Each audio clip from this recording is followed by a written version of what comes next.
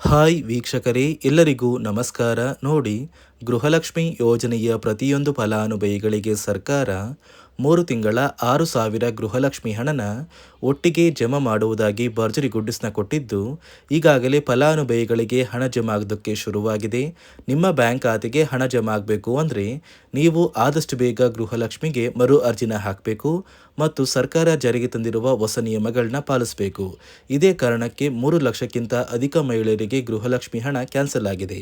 ಅದೇ ರೀತಿ ಸರ್ಕಾರದಿಂದ ನಾಳೆ ಭಾನುವಾರ ಮೇ 17ರಂದು ಕರ್ನಾಟಕದ 27 ಜಿಲ್ಲೆಗಳಿಗೆ 2 ಹಂತಗಳಲ್ಲಿ ಹಣ ಬರ್ತಾ ಇದೆ ಮತ್ತು ರೇಷನ್ ಕಾರ್ಡ್ ಹೊಂದಿರುವ ಪ್ರತಿ ಕಾರ್ಡ್ಗೂ ಕೂಡ ಸರ್ಕಾರ 3 ಭರ್ಜರಿ ಗುಡ್ಡಿಸ್ನ ಕೊಟ್ಟಿದ್ದು, ಹೊಸ ರೇಷನ್ ಕಾರ್ಡ್ಗೆ ಅರ್ಜಿ ಕೂಡ ಸ್ವೀಕಾರ ಮಾಡ್ತಾ ಇದೆ.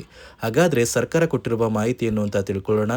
ಅದಕ್ಕಿಂತ ಮೊದಲು ನೀವೇನಾದ್ರೂ ನನ್ನ ಚಾನಲ್ನ ಸಬ್ಸ್ಕ್ರೈಬ್ ಆಗಿಲ್ಲ ಅಂದರೆ ದಯವಿಟ್ಟು ಪ್ರತಿಯೊಬ್ಬರು ಚಾನಲ್ನ ಸಬ್ಸ್ಕ್ರೈಬ್ ಮಾಡ್ಕೊಳ್ಳಿ, ಹಾಗೆ ವಿಡಿಯೋಗೆ ಒಂದು ಲೈಕ್ನ ಕೊಡಿ. ಹೌದು ವೀಕ್ಷಕರೇ, ಸರ್ಕಾರ ಪ್ರತಿಯೊಂದು ಗೃಹಲಕ್ಷ್ಮಿ ಯೋಜನೆಯ ಫಲಾನುಭವಿಗಳಿಗೆ 3 ತಿಂಗಳ 6,000 ಗೃಹಲಕ್ಷ್ಮಿ ಹಣನ ಒಟ್ಟಿಗೆ ಜಮಾ ಮಾಡುವುದಾಗಿ ಭರ್ಜರಿ ಗುಡ್ಡಿಸ್ನ ಕೊಟ್ಟಿದೆ.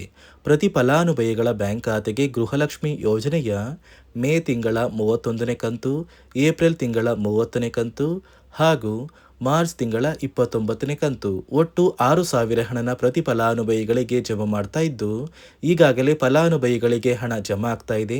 ಸಾಕಷ್ಟು ಫಲಾನುಭವಿಗಳಿಗೆ ಗೃಹಲಕ್ಷ್ಮಿ ಹಣ ಕ್ಯಾನ್ಸಲ್ ಆಗಿದೆ. ಅಂದರೆ 3 ಲಕ್ಷಕ್ಕಿಂತ ಅಧಿಕ ಮಹಿಳೆಯರಿಗೆ ಹಣ ಬರ್ತಾ ಇಲ್ಲ. ನಿಮ್ಮ ಬ್ಯಾಂಕ್ ಖಾತೆಗೂ ಕೂಡ ಕ್ಯಾನ್ಸಲ್ ಆಗುವ ಸಾಧ್ಯತೆ ಇದೆ.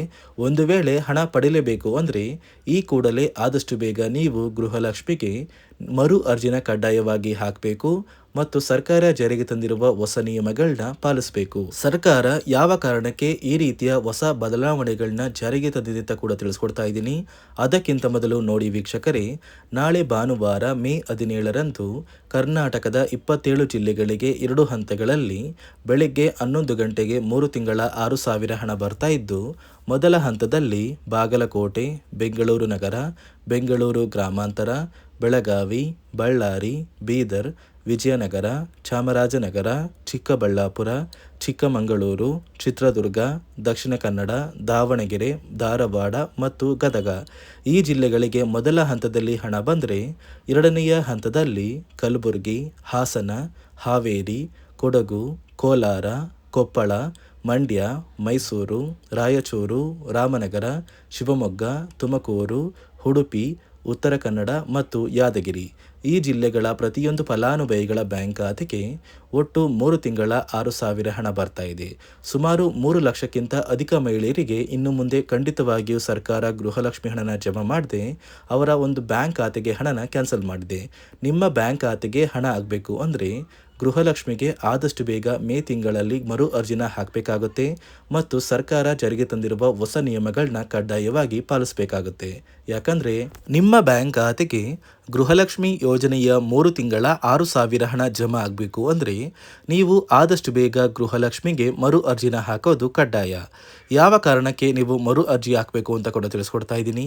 ನೋಡಿ ವೀಕ್ಷಕರೇ, ಸುಮಾರು 2ರಿಂದ 3 ಲಕ್ಷಕ್ಕಿಂತ ಅಧಿಕ ಮಹಿಳೆಯರಿಗೆ ಗೃಹಲಕ್ಷ್ಮಿ ಹಣನ ಸರ್ಕಾರ ಕ್ಯಾನ್ಸಲ್ ಮಾಡಿದೆ. ಯಾಕಂದರೆ ಈ 3 ಲಕ್ಷಕ್ಕಿಂತ ಅಧಿಕ ಫಲಾನುಭವಿಗಳ ಬ್ಯಾಂಕ್ ಖಾತೆಗೆ ಪ್ರತಿ ತಿಂಗಳು ಗೃಹಲಕ್ಷ್ಮಿ ಹಣ ಜಮಾ ಆಗ್ತಾ ಇತ್ತು. ಸುಮಾರು ಸಾಕಷ್ಟು ಫಲಾನುಭವಿಗಳು ಮರಣ ಹೊಂದಿದ್ದಾರೆ. ಆ ಮರಣ ಹೊಂದಿರುವ ಫಲಾನುಭವಿಗಳ ಒಂದು ಸಂಖ್ಯೆ 2 ಲಕ್ಷಕ್ಕಿಂತ ಜಾಸ್ತಿ ಇದೆ. ಇದೇ ಕಾರಣಕ್ಕೆ ಪ್ರತಿ ಫಲಾನುಭವಿಗಳು ಗೃಹಲಕ್ಷ್ಮಿಗೆ ಮರು ಅರ್ಜಿನ ಹಾಕಿ ನಿಮ್ಮ ಬ್ಯಾಂಕ್ ಖಾತೆಗೆ ನೀವು ಹಣ ಪಡಿಬೇಕು. ಇಲ್ಲಿ ಮರು ಅರ್ಜಿ ಹಾಕುವ ಮೂಲಕ ಸರ್ಕಾರಕ್ಕೆ ನೀವು ಇನ್ನೂ ಕೂಡ ಗೃಹಲಕ್ಷ್ಮಿ ಹಣನ ಪಡಿತಾ ಇದ್ದೀರಿ ಅಂತ ತಿಳಿದು ಬರುತ್ತೆ. ಮತ್ತು ಯಾರೆಲ್ಲ ಫಲಾನುಭವಿಗಳು ಮರು ಅರ್ಜಿನ ಹಾಕೋಲ್ಲ ಅಂತಹ ಫಲಾನುಭವಿಗಳ ಒಂದು ಹೆಸರನ್ನ ಗೃಹಲಕ್ಷ್ಮಿ ಯೋಜನೆಯ ಅರ್ಹರ ಪಟ್ಟಿಯಿಂದ ಸರ್ಕಾರ ಕ್ಯಾನ್ಸಲ್ ಮಾಡುತ್ತೆ. ಸರ್ಕಾರಕ್ಕೆ 2 ಲಕ್ಷಕ್ಕಿಂತ ಅಧಿಕ ಮಹಿಳೆಯರು ಮರಣ ಹೊಂದಿರೋದು ತಿಳಿದು ಬಂದಿದೆ. ಇದೇ ಕಾರಣಕ್ಕೆ ಈ ಮೇ ತಿಂಗಳಲ್ಲಿ ಸರ್ಕಾರದಿಂದ ನೇಮಕಗೊಂಡ ಕೆಲವು ಅಧಿಕಾರಿಗಳು ನಿಮ್ಮ ಮನೆ ಬಾಗಿಲಿಗೆ ಬಂದು ಪ್ರತಿ ಫಲಾನುಭವಿಗಳ ಒಂದು ದಾಖಲಾತಿಗಳನ್ನ ಮರುಪರಿಶೀಲನೆ ಮಾಡಿ ಮತ್ತೆ ಅರ್ಜಿನ ಹಾಕ್ಸ್ಕೊಂಡು ಹೋಗ್ತಾರೆ. ನಂತರ ನಿಮ್ಮ ಬ್ಯಾಂಕ್ ಖಾತೆಗೆ 3 ತಿಂಗಳ 6,000 ಹಣ ಬರುತ್ತೆ. ಅದೇ ರೀತಿ ಇನ್ನು ಮುಂದೆ ಪ್ರತಿ ವರ್ಷವೂ ಕೂಡ ನೀವು ವರ್ಷದ ಕೊನೆಯಲ್ಲಿ ಗೃಹಲಕ್ಷ್ಮಿಗೆ ನೀವು ಹೊಂದಿರುವ ಲೈಫ್ ಸರ್ಟಿಫಿಕೇಟ್ನ ಕೊಟ್ಟು ಅರ್ಜಿನ ಹಾಕಿದ್ರೆ ಮಾತ್ರ ಆ ಒಂದು ವರ್ಷದಲ್ಲಿ ಪ್ರತಿ ತಿಂಗಳು ಗೃಹಲಕ್ಷ್ಮಿ ಯೋಜನೆಯ 6,000 ಹಣ ಬರುತ್ತೆ. ಈಗಾಗಲೇ ಫಲಾನುಭವಿಗಳಿಗೆ ಗೃಹಲಕ್ಷ್ಮಿ ಹಣ ಜಮಾ ಆಗೋದಕ್ಕೆ ಸ್ಟಾರ್ಟ್ ಆಗಿದೆ. ಆದಷ್ಟು ಬೇಗ ನೀವು ಈ ಮೇ ತಿಂಗಳಲ್ಲಿ ಮರು ಅರ್ಜಿನ ಹಾಕಿ ಗೃಹಲಕ್ಷ್ಮಿ ಹಣನ ಪಡ್ಕೊಳ್ಳಿ. ಮತ್ತು ಸರ್ಕಾರ ಈ ಗೃಹಲಕ್ಷ್ಮಿ ಹಣಕ್ಕೆ ಕೆಲವು ನಿಯಮಗಳನ್ನ ಕೂಡ ಜಾರಿಗೆ ತಂದಿದೆ. ಅದೇ ರೀತಿ ರೇಷನ್ ಕಾರ್ಡ್ ಹೊಂದಿರುವ ಪ್ರತಿಯೊಂದು ಕಾರ್ಡ್ದಾರರಿಗೂ ಕೂಡ ಸರ್ಕಾರ 3 ಮುಖ್ಯವಾದ ಭರ್ಜರಿ ಗುಡ್ ನ್ಯೂಸ್ನ ಕೊಟ್ಟಿದ್ದು, ಮೊದಲ ಒಂದು ಗುಡ್ ನ್ಯೂಸ್ ಬಂದು ಸರ್ಕಾರ ಹೊಸ ರೇಷನ್ ಕಾರ್ಡ್ಗೆ ಅರ್ಜಿನ ಸ್ವೀಕಾರ ಮಾಡ್ತಾ ಇದೆ. ನೀವು ಕೂಡ ಹೊಸ ರೇಷನ್ ಕಾರ್ಡ್ನ ಪಡಿಬೇಕು ಅಂದರೆ ಆದಷ್ಟು ಬೇಗ ಅರ್ಜಿನ ಹಾಕಿ.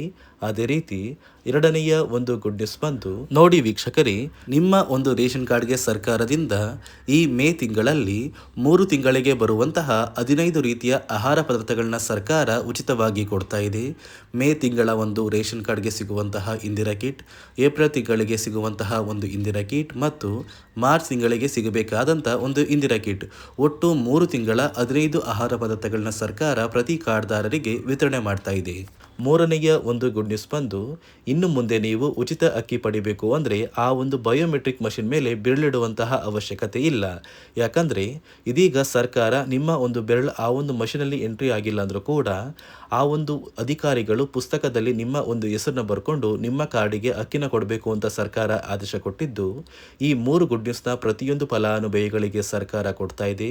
ಇದರ ಜೊತೆಗೆ ನಿಮ್ಮ ಬ್ಯಾಂಕ್ ಖಾತೆಗೆ ಗೃಹಲಕ್ಷ್ಮಿ ಯೋಜನೆಯ ಹಣ ಇನ್ನು ಮುಂದೆ ಬರಬೇಕು ಅಂದರೆ 5 ರೀತಿಯ ಹೊಸ ನಿಯಮಗಳನ್ನ ನೀವು ಪಾಲಿಸಬೇಕು ಅಂತ ಸರ್ಕಾರ ಆದೇಶ ಕೊಟ್ಟಿದೆ. ಅದೇ ರೀತಿ ನೋಡಿ ಸ್ನೇಹಿತರೆ, ಈ ಬಾರಿ ಸುಮಾರು 1 ಲಕ್ಷಕ್ಕಿಂತ ಅಧಿಕ ಫಲಾನುಭವಿಗಳ ಬ್ಯಾಂಕ್ ಖಾತೆಗೆ ಸರ್ಕಾರ ಗೃಹಲಕ್ಷ್ಮಿ ಯೋಜನೆಯ ಹಣನ ಜಮಾ ಮಾಡ್ತಾ ಇಲ್ಲ. ಕಾರಣ ಏನು ಅಂದರೆ, ನಿಮ್ಮ ಬ್ಯಾಂಕ್ ಖಾತೆಗೆ ಡೆಬಿಟ್ ಮೂಲಕ ಹಣ ಜಮಾ ಮಾಡುವಂತಹ ಸಂದರ್ಭದಲ್ಲಿ ಸರ್ಕಾರ ಸಾಕಷ್ಟು ಫಲಾನುಭವಿಗಳ ಒಂದು ಬ್ಯಾಂಕ್ ಖಾತೆಗೆ ಹಣ ಜಮಾ ಮಾಡೋದನ್ನು ಕ್ಯಾನ್ಸಲ್ ಮಾಡಿದೆ. ಯಾಕಂದರೆ ಇತ್ತೀಚೆಗೆ ಹಣಕಾಸು ಇಲಾಖೆ ಜಾರಿಗೆ ತಂದಿರುವ 5 ನಿಯಮಗಳ ಆಧಾರದ ಮೇಲೆ ಪ್ರತಿಯೊಂದು ಫಲಾನುಭವಿಗಳಿಗೆ ಸರ್ಕಾರ ಈ ಒಂದು ಹಣನ ಜಮಾ ಮಾಡ್ತಾ ಇದ್ದು, ಯಾರೆಲ್ಲ ಫಲಾನುಭವಿಗಳು ಈ ನಿಯಮಗಳನ್ನ ಪಾಲಿಸಿಲ್ಲ ನಿಮ್ಮ ಬ್ಯಾಂಕ್ ಖಾತೆಗೂ ಕೂಡ ಹಣ ಜಮಾ ಆಗೋದಿಲ್ಲ. ಹಾಗಾದರೆ ಬನ್ನಿ ಸ್ನೇಹಿತರೆ, ಸರ್ಕಾರ ಜಾರಿಗೆ ತಂದಿರುವ ಆ 5 ಹೊಸ ನಿಯಮಗಳು ಏನು ಅಂತ ನಾನು ನಿಮಗೆ ತಿಳಿಸ್ಕೊಡ್ತಾ ಇದ್ದೀನಿ. ನೋಡಿ ಸ್ನೇಹಿತರೆ, ಮೊದಲನೆಯ ಒಂದು ನಿಯಮ ಬಂದು ಸಾಕಷ್ಟು ಫಲಾನುಭವಿಗಳು ಹೊಂದಿರುವಂತಹ ಒಂದು ರೇಷನ್ ಕಾರ್ಡ್ ಏನಿದೆ, ಆ ಒಂದು ರೇಷನ್ ಕಾರ್ಡ್ನ ಮನೆಯ ಸದಸ್ಯರ ಪ್ರತಿಯೊಬ್ಬರ ಒಂದು ಆಧಾರ್ ಕಾರ್ಡ್ನ ನಿಮ್ಮ ರೇಷನ್ ಕಾರ್ಡ್ಗೆ ಕಡ್ಡಾಯವಾಗಿ ಲಿಂಕ್ ಮಾಡಿಸ್ಬೇಕು. ಅಂದರೆ ಈ ಒಂದು ಲಿಂಕ್ ಮಾಡಿಸುವಂತಹ ಒಂದು ಪ್ರೊಸೀಜರ್ಗೆ ಸರ್ಕಾರ KYC ಅಂತ ಕರೀತಾರೆ. ನಿಮ್ಮ ರೇಷನ್ ಕಾರ್ಡ್ಗೆ ಇನ್ನೂ ಸಹ KYC ಆಗಿಲ್ಲ ಅಂದರೆ ನಿಮ್ಮ ಬ್ಯಾಂಕ್ ಖಾತೆಗೆ ಸರ್ಕಾರ ಮುಂದಿನ ದಿನಗಳಲ್ಲಿ ಗೃಹಲಕ್ಷ್ಮಿ ಯೋಜನೆಯ ಹಣನ ಕ್ಯಾನ್ಸಲ್ ಮಾಡುತ್ತೆ. ಅದೇ ರೀತಿ ಎರಡನೆಯ ಒಂದು ನಿಯಮ ಬಂದು ಸಾಕಷ್ಟು ಫಲಾನುಭವಿಗಳು ಕಳೆದ 3 ತಿಂಗಳಿಂದ ಸರ್ಕಾರದಿಂದ ಬರ್ತಾ ಇರುವಂತಹ ಒಂದು ರೇಷನ್ ಏನಿದೆ, ಅಂದರೆ ಉಚಿತ ಅಕ್ಕಿ ಏನಿದೆ, ಈ ಒಂದು ರೇಷನ್ನ ಪಡ್ಕೋತಾ ಇಲ್ಲ. ಒಂದು ವೇಳೆ ಕಳೆದ 3 ತಿಂಗಳಿಂದ ನೀವು ರೇಷನ್ನ ಪಡ್ಕೊಂಡಿಲ್ಲ ಅಂದರೆ ಸರ್ಕಾರ ನಿಮ್ಮ ಬಳಿ ಇರುವಂತಹ ಒಂದು ರೇಷನ್ ಕಾರ್ಡ್ನ ಕ್ಯಾನ್ಸಲ್ ಮಾಡುತ್ತೆ. ನಿಮ್ಮ ರೇಷನ್ ಕಾರ್ಡ್ನ ಸರ್ಕಾರ ಕ್ಯಾನ್ಸಲ್ ಮಾಡಿದರೆ ನಿಮ್ಮ ಬ್ಯಾಂಕ್ ಖಾತೆಗೆ ಗೃಹಲಕ್ಷ್ಮಿ ಯೋಜನೆಯ ಹಣ ಇರ್ಬೋದು ಮತ್ತು ಸರ್ಕಾರದಿಂದ ಬರುವಂತಹ ಒಂದು ಸೌಲಭ್ಯಗಳನ್ನ ನೀವು ಕಳ್ಕೋಬೇಕಾಗುತ್ತೆ.